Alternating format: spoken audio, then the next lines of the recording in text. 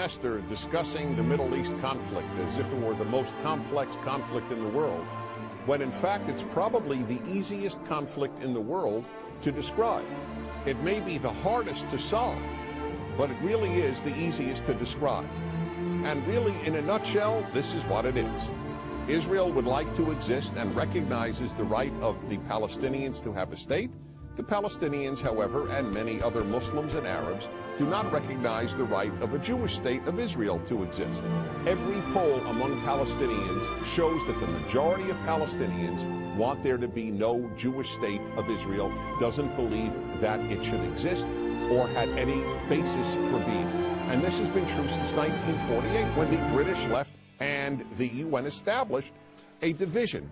Palestine will be cut in half, a Jewish half and an Arab half. The Jews accepted it, the Arabs didn't accept it, and what happened the moment it was announced? Arab armies, about 7 Arab armies, attacked the Jewish state in order to destroy it. To everybody's surprise, the little Jewish state survived, and that was pretty much it.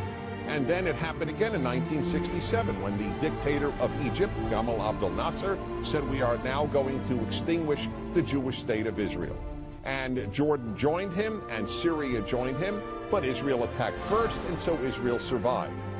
And that is how Israel, and only that way, came to occupy what was called the West Bank of Jordan, where many Palestinians live, because many Palestinians lived in that part of Jordan.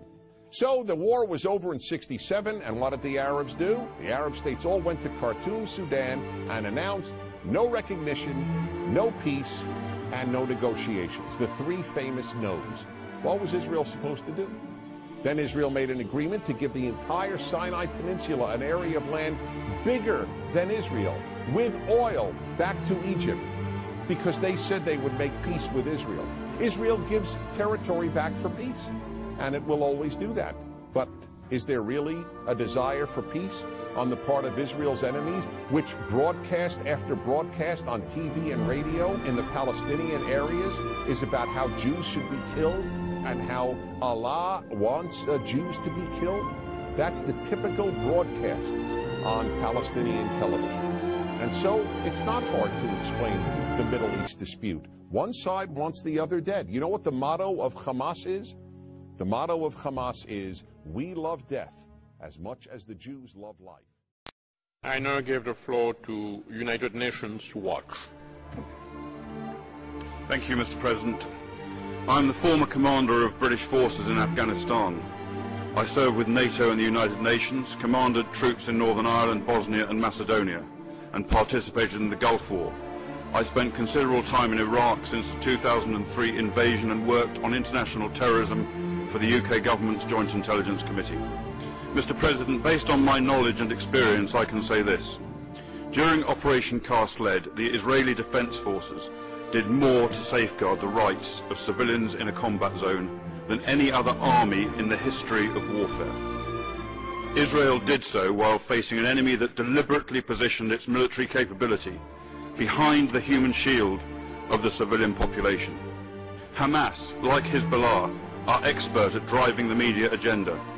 Both will always have people ready to give interviews condemning Israeli forces for war crimes.